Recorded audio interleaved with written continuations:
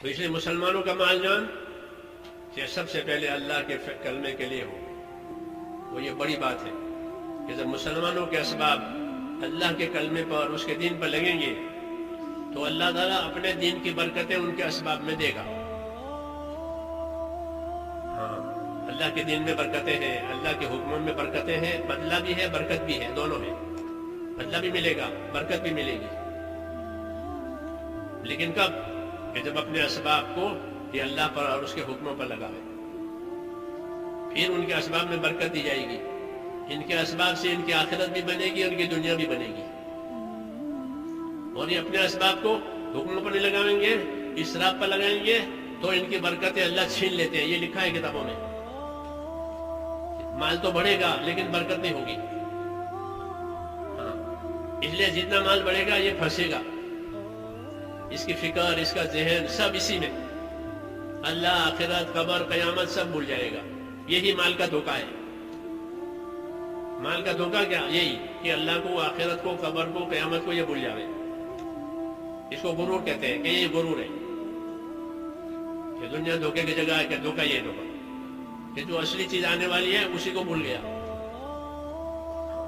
اس لیے اللہ تعالیٰ ناراض ہوتے ہیں اور دیتے بھی بہت ہیں، ناراض ہو کر بہت دیتے ہیں۔ ہاں، ناراض ہو کر بہت دیتے ہیں، وہ سمجھا بہت آ رہا ہے کہ نہیں یہ گرفتار کرے گا، اس کی بہتات پکڑ لائے گی، پھر جب آگے نکل جاتا ہے تو اللہ تعالیٰ آسانت پکڑ کرتے ہیں، پھر مایوس ہو جاتا ہے، دنیا بنی نہیں، دنیا رہی نہیں، آخرت بنی نہیں، تو مایوسی کی حالت ہوگی، نا امید ہے، سب سلسلے کٹ گئے، ناراض ہو کر دیا ہے، برکت نہیں ہوتی۔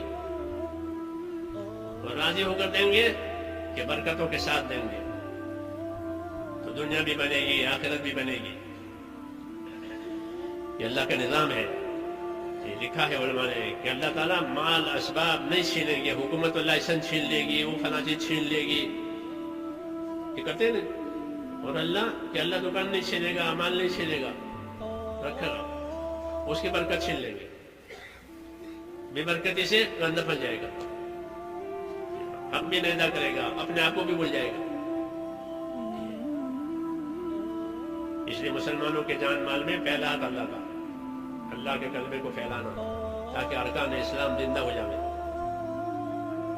سب سے بڑا حق یہی ہے۔